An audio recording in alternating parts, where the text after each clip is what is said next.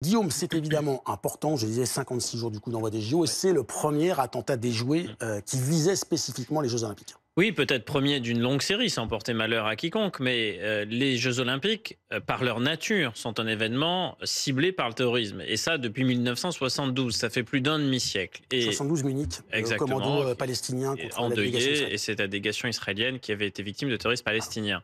Depuis cette date, les Jeux sont à risque. Il y a eu notamment un attentat terroriste qui a été perpétré à Atlanta en 1996. Et nous, Français, allons les accueillir, ces Jeux, le 26 juillet prochain, jusqu'au 8 septembre. Mais à côté de la menace qui pèse sur les Jeux en tant qu'événement, il y a la menace qui pèse sur la France en tant que pays. Et là, on va empiler les deux.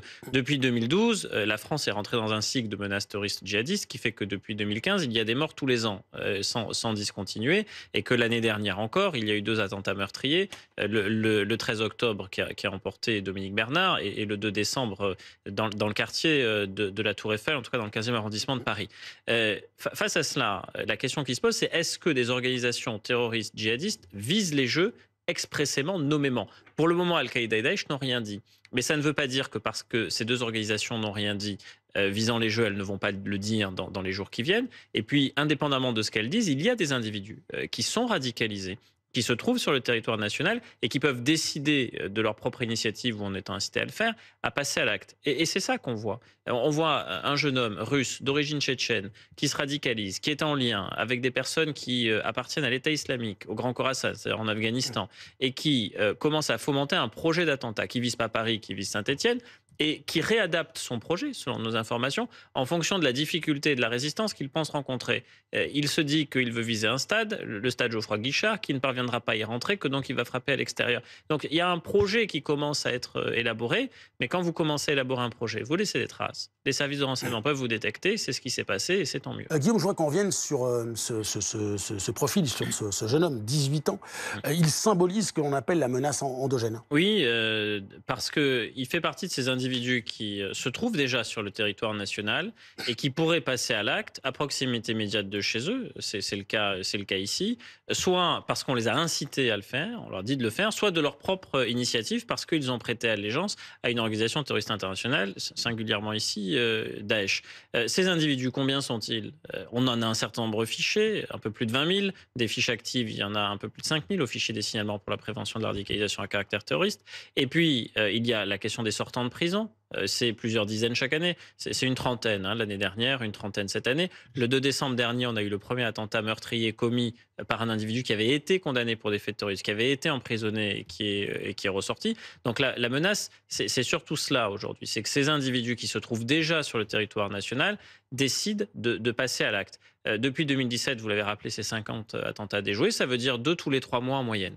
C'est ça la statistique, mais qui montre aussi en creux l'efficacité des services de renseignement, parce que beaucoup d'attentats sont fort heureusement déjoués. Cette menace, nous vivons avec depuis 2012.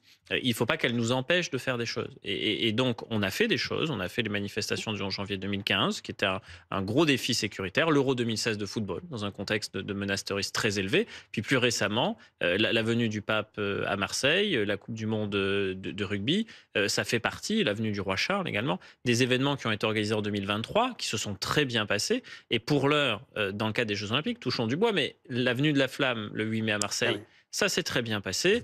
Et le relais de la Flamme, pour l'heure, ça se passe aussi très bien. Donc, il y a un dispositif qui a été ajusté par rapport au niveau de la menace. La filière tchétchène, Oui. on en parle beaucoup, malheureusement parfois, on sait qu'elle a été tristement à l'œuvre en France.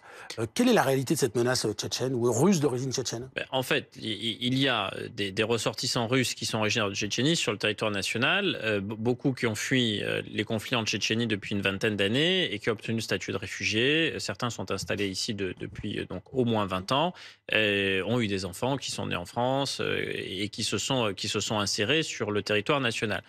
Concernant la menace djihadiste en particulier, il y a des précédents. On a cité celui du 12 mai 2018, qui est un attentat qui a eu lieu dans le quartier de l'Opéra à Paris, qui a fait une victime décédée, 4 blessés, dont certains assez grièvement.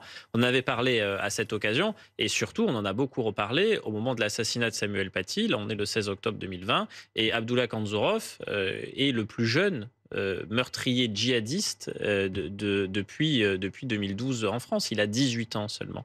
Et donc ça replonge le pays sur la question de cette menace-là qui serait incarnée par des individus en provenance de Russie. Et Dominique Bernard, là aussi, lui est frappé par quelqu'un qui est également originaire de Russie.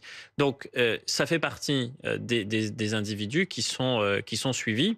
Maintenant, une fois encore, toutes les personnes ressortissantes russes d'origine tchétchène, fort heureusement, ne sont pas fichées, fort heureusement, n'appartiennent pas à des réseaux terroristes. Mais ils sont pour certains en proie à la radicalisation djihadiste, comme d'autres personnes de confession musulmane sur notre sol, ou même comme d'autres personnes qui n'étaient pas de confession musulmane initialement, qui se sont converties, sont allées en zone syro-irakienne.